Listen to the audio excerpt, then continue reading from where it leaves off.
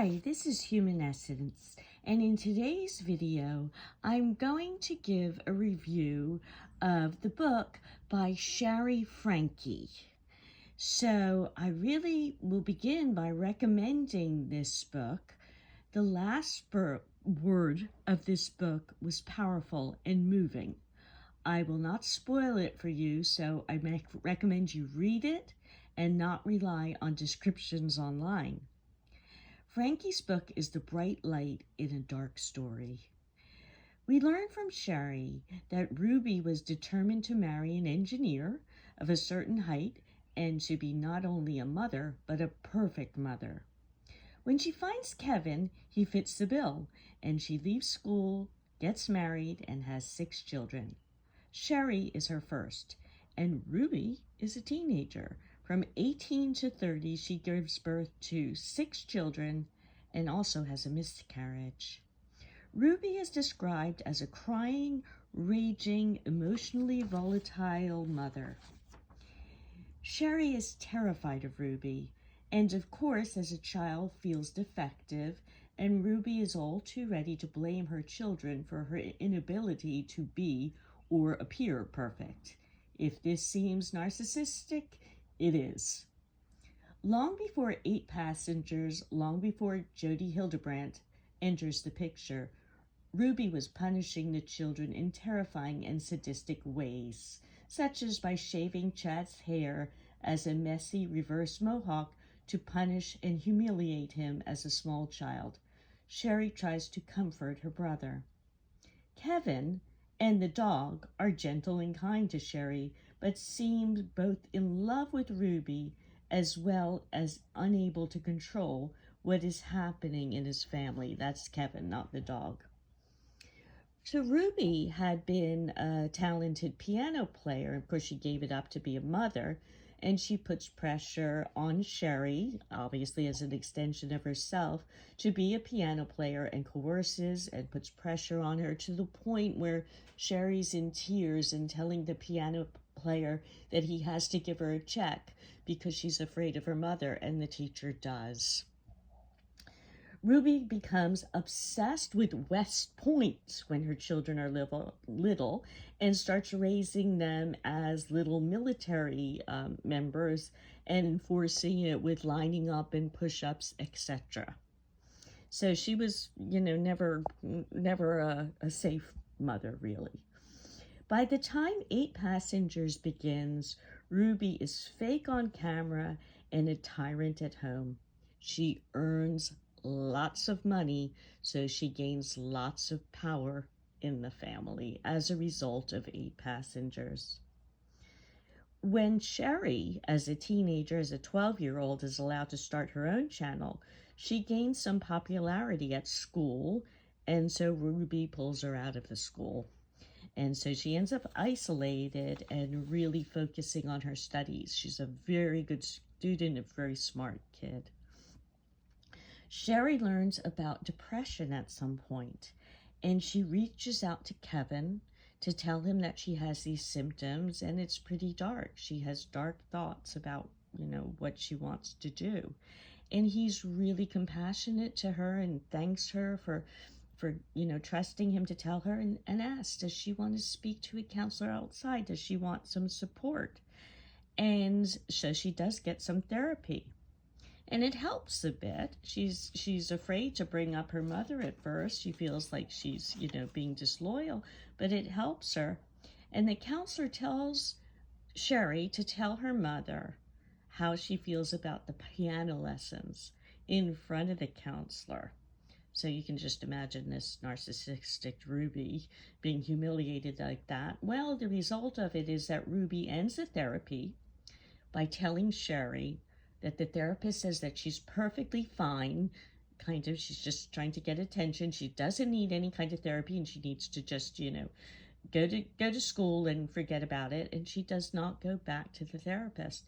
And Shari doesn't really believe it, even as the young girl that she is, because she knows the dark things that she told the therapist, and this wouldn't have happened. So that she's cut off from therapy. Another thing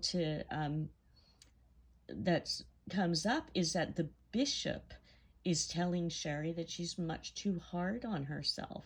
Like when she confesses things that she's done wrong, like kissing a boy or whatever, he's like, no, you're too hard on yourself. You don't need to keep thinking about this. And he tells her to be careful of her scrupulosity, which is very interesting. So she gets support from her bishop. So, as I said, she's very smart and a good student, and she reads and analyzes books that she reads. Very, very smart kid. And she has some support from a high school teacher who kind of sees how smart she is and kind of understands the pressure that she's under. So Chad now is coping by being a bit of a class clown. He's very athletic, he's good at sports, and when he finds ways around Ruby's draconian rules, Ruby seeks help. Enter Jodi Hildebrandt.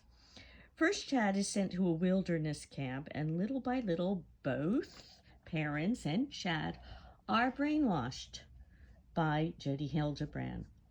Then Shari, who does not trust Jodi, she's looked her up, and she sees Jodi's questionable background, that she breaks up families, etc. She ends up, when the rest of her family is talking to her, being forced into having virtual appointments with her. So Jodi sort of wins her over, and Jodi has studious Shari mining her thoughts and reporting them to Jodi.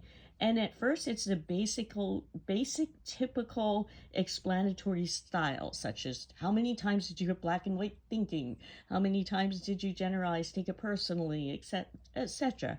But then it goes into, you know, how many times have you not been humble?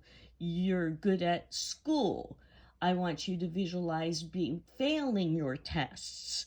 So it's like taking away all of her strengths, so there's nobody left but Jodi. So she's doing this also to Chad. They convince the family he needs to give up his athleticism, which actually means he's going to miss out on his chances of possibly a college scholarship. So it's taking away what makes people strong. Any sorts of strength comes from Jodi. So at one point, Jodi calls Shari an approval-seeking drone. And Shari writes it down, and her feelings are hurt.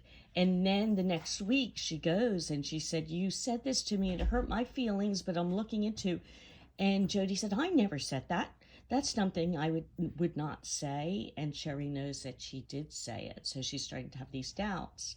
And then she hears Jodi saying that she thinks infants are manipulative and that they shouldn't be given what they want. And Shari argues with her, and then Shari realized that she was an infant. She was not given what she wanted, didn't have her needs met, was left to cry. And she completely turns off, comes out of the brainwashing, but nobody else wants to hear her, and she becomes completely ostracized by the rest of the family. So her gentle, supportive father turns into somebody who speaks only Jodi crazy language now.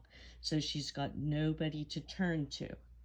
So when Jodi comes down with a touch of mental health condition and or demon possession, she takes up residence in Shari's room, needing Ruby to write down her revelations and to be her partner in all ways.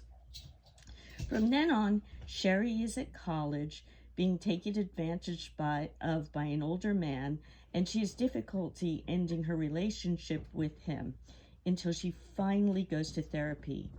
She learns about Ruby's being an abuser and about her own tendencies to fawn. She establishes relationships with her parents, neighbors, about her siblings. She reports her concerns to the Child Protective Agencies and police.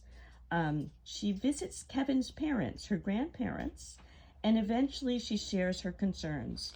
There's a lovely couple, a teacher and her spouse and the family who take her in, and it's the most love she's ever experienced. So finally, we'll see what happens. Read the book for what happens next. And this young woman has found the courage to break the cycle for herself and for her siblings and father as well. Thanks for listening, and read the book.